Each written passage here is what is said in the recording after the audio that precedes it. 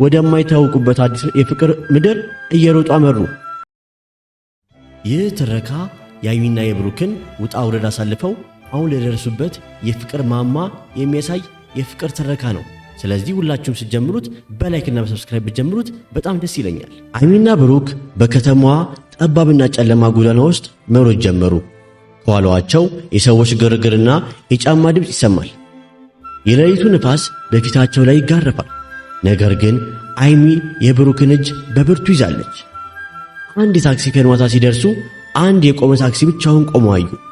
ብሩክ ሳይዘገይ በሩን ከፍቶ ሃይሚን አስገባት። እሱም ተከተላት። መንቀሳቀስ ጀመር አለው ሹፌሩን። መኪናው መንቀሳቀስ ሲጀምር ሃይሚ ከመስታወቱ ወደ ኋላ ተመለከተች። የገቡበት የካፌ ጓዳ በር ተከፍቶ ጥቁር ልብስ የለበሱ ሰዎች ወደ ውጭ ሲወጡ አየች። እነሱ የሚፈልጓቸው ሰዎች እንደሆኑ ግልጽ ነበር።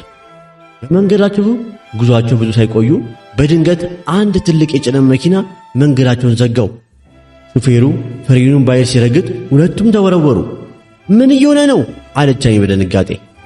ከፊት ለፊታቸው ያለው የጭነት መኪና በር ተከፈተ። ከመኪናው ውስጥ የሃይሚና የብሩክ የቅርብ ጓደኛቸው ወጣች። ፊቷ ላይ ደስታና ጭንቀት ተቀላቅሎ ይታያል። እናንተ እዚህ ምን ታደርጋላችሁ ብሎ ብሩክ በግራ መጋባት ጠየቀ። ጓደኛቸው በፍጥነት ወደ መኪናው በመጠጋት አትጠይቁኝ፣ እኔ የምላችሁን ስሙ። በከተማ ውስጥ ያሉት ሁሉ መንገዶች ተዘግተዋል። እነዛ ሰዎች የምትሄዱበትን መንገድ ያውቁታል። አሁን መኪናውን ለቃችሁ በዚህ በኩል ተከተሉኝ አለች። መኪናው ትተው ወደ ገጠር በሚወስደው ጠባብ መንገድ መሮጥ ጀመሩ። በዙሪያቸው ያለው የከተማ መብራት እየራቃቸው ሄደ። በድንገት ከፊት ለፊታቸው ጥቅጥቅ ያለ የዛፍ መናፈሻ መጣ። ጨለማውም በጣም ስለነበረ የፊት አቅጣጫቸው ማየት ተሳናቸው። በዚህ መሃል ሃይሚ እግሯ በሆነ ነገር ተገጨና ወደቀች። አይዞሽ። ብሩክ ወዲያውኑ ተመልሶ ሊያነሳት ሲል ከዛፎቹ መካከል ሁለት የሚያበሩ የባትሪ መብራቶች በፊታቸው ላይ አረፉ። የትም አትሄዱም አለ አንድ ወፍራም ድምፅ። ሃይሚና ብሩክ ተያዩ። በዚህ አስፈሪ ሁኔታ ውስጥ እንኳን ብሩክ ሃይሚን እጅ ይዞ አትፍሪ፣ አብረን እንጋፈጠዋለን አላት። ሰውየው ወደ እነሱ እየተጠጋ ሲመጣ የባትሪው ብርሃን የሰውየውን ፊት አበራው። ሃይሚ ደነገጠች። ሰውየው የባርቴሊቶ ካፌ መደበኛ ደንበኛና የቅርብ ጓደኛቸው ነበር። ለምን እንደዚህ ያደረገ? እስቲ ኮሜንት ላይ ይገምቱ። የጓደኛቸው ድንገተኛ ለውጥ ሃይሚና ብሩክን ክፉኛ አስደንግጧቸዋል። ሰውየው ባትሪውን በፊታቸው ላይ ያበራ በለሆሳስና በቁጭት የተሞላ ድምፅ መናገር ጀመረ። ይቅርታ አድርጉልኝ አለ ሰውየው ድምፁን እያንቀጠቀጠ። እኔ ይሄ ማድረግ የፈለግኩት እናንተን ለመጉዳት ሳይሆን እናንተ ከሚጠብቃችሁ የባሰ አደጋ ለመታደግ ነው። ብሩክ በንዴትና በግራ መጋባት ምን እያልክ ነው እያለ እኛን እያሳደዱን ነው እኮ አንተ ደግሞ መንገዳችንን ዘጋህብን ሲል ጮኸበት። ሰውየው የያዘውን ባትሪ ወደ ታች ዝቅ አደረገና እንዲህ ሲል አስረዳቸው። እናንተ ጀርባ ያሉ ሰዎች እናንተን መያዝ የሚፈልጉት ለምርምር ነው።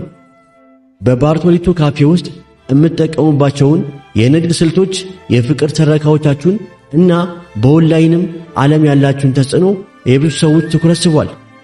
እነዛ ሰዎች እናንተን ተጠቅመው የገበያ መረጃዎችና የሰዎችን ስሜት ለመቆጣጠር ይፈልጋሉ። ሃይሚ በድንጋጤ እኛ በቃ የንግድ ዕቃውን ማለት ነው ስትል ጠየቀች። አዎ አለ ጓደኛቸው። እኔ የገባሁት ለነሱ እየሰራው እንደሆነ በማስመሰል ነው። እናንተን መያዝ የፈለግኩት የዛሬ ምሽት ላይ ነው። እኔ ደግሞ እናንተን ለማዳን ወደዚህ ጥቅጥቅ ያለ መናፈሻ እንድትገቡ አደረግኩ። ከዚህ በኋላ ያሉትን መንገዶች የሚያውቁት እነሱ ናቸው። እናንተ ግን የድሮውን የመንደር መንገድ ተጠቅማችሁ ወደ ወንዝ ውረዱ አላቸው። ከሩቅ የመኪና ድምፅ እና የሰዎች መሮጥ ይሰማል። ጓደኛቸው በፍጥነት አንድ ቁልፍና አንድ ትንሽ የካርታ ወረቀት ለብሩክ ሰጠው። ይህ የድሮ የመንደር መጋዘን ቁልፍ ነው። እዚህ ደህንነታችሁ ይሰማችኋል። ግን እባካችሁ እንደምንም ብላችሁ ተደበቁ። እኔ እዚህ ቀርቼ እንደ ተሳሳቱና አድርጌ አሳምናቸዋለሁ።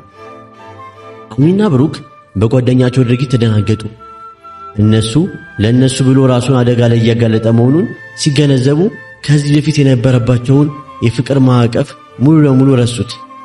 አሁን ዓላማቸው መኖር ብቻ ሳይሆን የመሰሪ ሴራ ማጋለጥ ሆነ።